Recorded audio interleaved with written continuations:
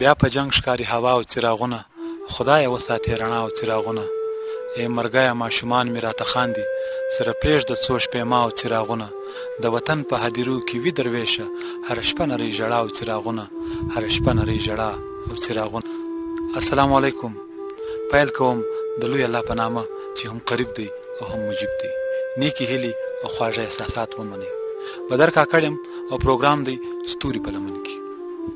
ملګرو، یو شاعر، ادیب او لیکوال د خپل وخت او د خپل معاشرې سترګې وي، د خپل وخت عکاس وي. که چیرې موږ پر تیرو وختو باندې نظر واچو نو شاعران او لیکوالان په هر دور کې د روڼ او ځلانده ستورو په شان ځلېدلي دي. زموږ د دې پروګرام مقصد هم دا دی چې موږ د خپل وطن، د خپل قام او د خپل ولس له هغو شاعرانو سره ملاقاتونه وکړو، له دوی سره مرکې وکړو، له دوی سره څه خبرې اترې وکړو، کوم چې د ادب په کهکشان کې د روڼ او ځلانده ستورو په شان ځلېدلي دي. د دې سلسلې د اولې کړۍ په حیثیت باندې نن موږ راغلي یو ګورنمنت ډیګري کالج مسلم باغ ده. دلته د کالج پلان کې د پروفیسر نظر محمد شهاب صاحب سره مرکه را جوړه ده.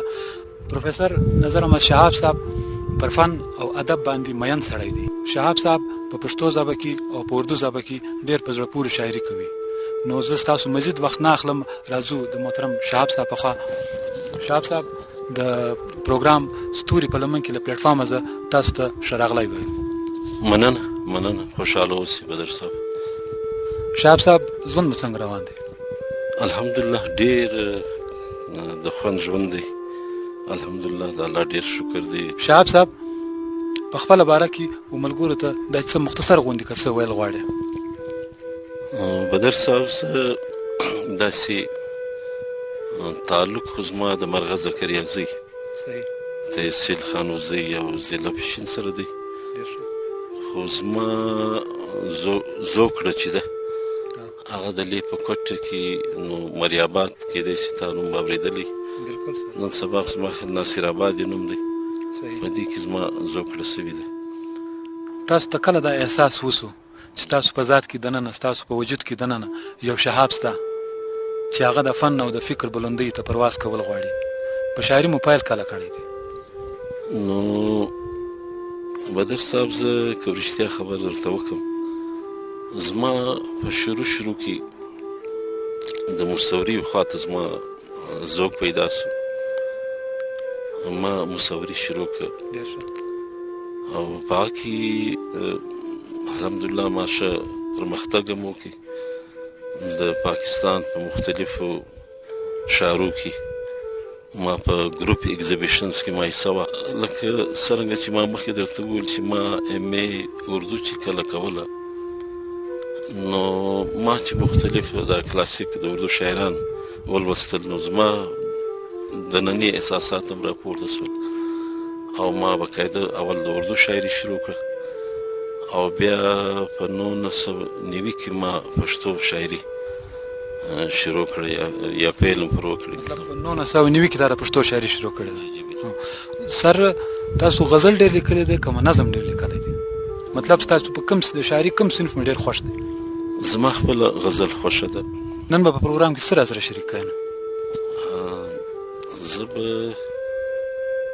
یو زاړه 2-3 شعرونه او بیا به یو نوی غزل درته وړاندې کړم. بالکل سر، موږ د دې په انتظار یو چې تا له موږ سره دې پروګرام کې خپل یو څه خوندور اشعار شریک کړي. ضرور. نو په یوه ساعت کې یو په بل کې بل دی، په یوه ساعت کې یو په بل کې بل دی، زما اشنا په وجود یو په خوی کې سل دی، په خوی کې سل دی. ډېر زما اشنا په وجود یو په خوی کې سل دی.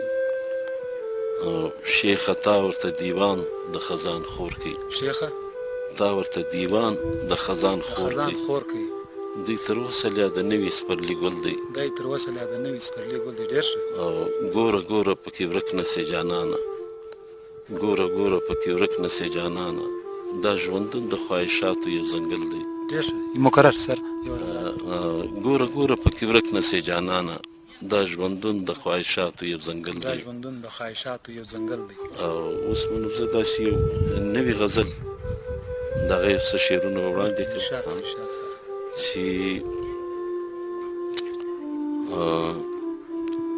د اشنا د وصال وخته مازیګره، د اشنا د وصال وخته مازیګره، راوړه بیا خواږه یادونه له ګودره راوړه بیا خواږه یادونه له ګودره. ډېر ښه. راوړه بیا خواږه یادونه له ګودره او د اشنا د وصال وخته مازدیګره راوړه بیا خواږه یادونه له ګودره او هر یو خیال مې د امید په تار پیلی هر یو خیال مې د امید په تار پیلی که هر څو یم ناامیده ستا له دره ډېر ښه ډېر ښه که هر څو یم ناامیده ستا له دره او د پښتني معاشرې چې دا نن سبا کوم حالات دي چې دلته سر په سر سودا ده د سرونو دلته سر په سر سودا ده د سرونو دلته زړونه هم خرڅېږي سر په سره دلته زړونه هم خرڅېږي سر په سره زه د ژوند په بدرنګي کې مبتلا یم زه د ژوند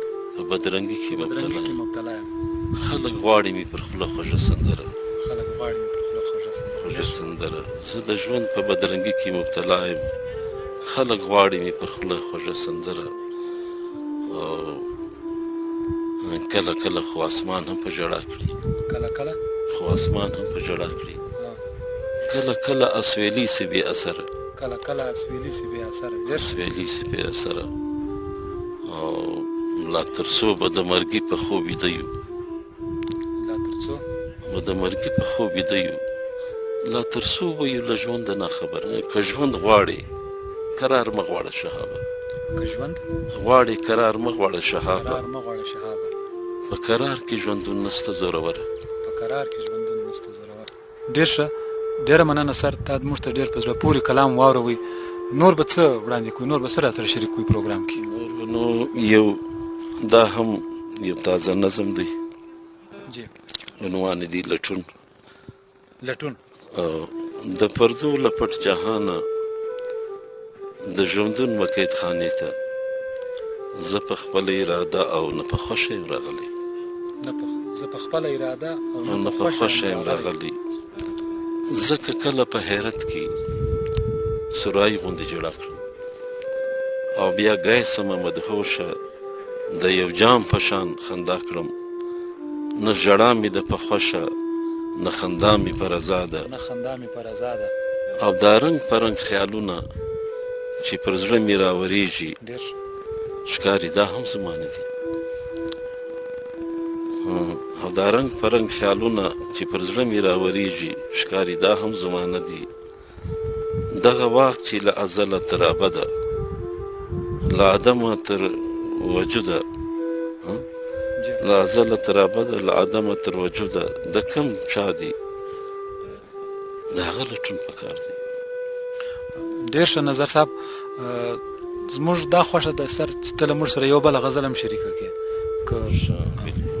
ولې نه خبره دا شی د بدر صاحب چې ما سر خو دا وخت بیاز موجود نه دی یقینا د غزلې پوره غزل خو نو شاید ما تر اوسه پورې د تېره غزل هم پوره نه وه هغه څه شعرونه چې زما په حافظې کې محفوظ وه هغه ما درته وړاندې کله چې زما د زړه د غم سره تړون پیدا سو په ژوندانه کې مې ملګرو بیا سکون پیدا سو او چې د حالاتو څپو کله په ګرداب کې ګډ کړم چې د حالاتو څپو کله په ګرداب کې ګډ کړم په مړه وجود کې مې ناڅاپه بیا ژوندون پیدا سو او زه هم د یار او یار زما په قدر پوسو هله زموږ په منځ کې ناببره چې بېلتون پیدا سو او موجوده حالات په حواله یو شعر دی چې نن په حیرت کې هر سړی و یو اول ته وایي په انسانانو کې دا څرنګه بدلون پیدا سو او چې مې د نوي کهول زمانې جذبې ولیدلې امید په زړه کې مې د نوي سباون پیدا سو او زه هم د یار په مینه هسې سرګردان یم شهاب زه هم د یار په مینې هسې سرګردان یم شهاب لکه لیلا ته چې مجنون سر پر زنګون پیدا. محترم شهاب صاحب ستا یو جهان مننه ستا زموږ پروګرام ته وخت راکړي او زموږ ملګرو ته داسې خوږه او ښایسته په زړه پورې شاعري وړاندې کړه موږ ستا ډېره مننه کوو. مننه ستاسو ډېره مننه چې تاسو ما ته موقع راکړه چې زه خپل احساسات بیان کړم یا د خلکو سره شریک کړم ملګرو دا زموږ لومړی هڅه ده. یقینا په دې کې به څه خامیانې هم وي او څه کمیانې به هم پکښې وي. مخامخ په سکرین باندې زما واتس اپ نمبر دی، تاسو کولی پروګرام له کمیانو او له خامیانو څخه موږ آګاه کړئ. ان شاء الله العزیز پر روانه خپرونه کې به د وطن له یو بل روڼ او ځلانده ستوري سره ملاقات وي. تر هغه دمه پورې مو پر لوی او زورور څښتن سپارو. حاضر دم بدر کاکړ او له موږ سره کیمرمین HNP کاکړ ته ورکړي اجازت. الله پامان.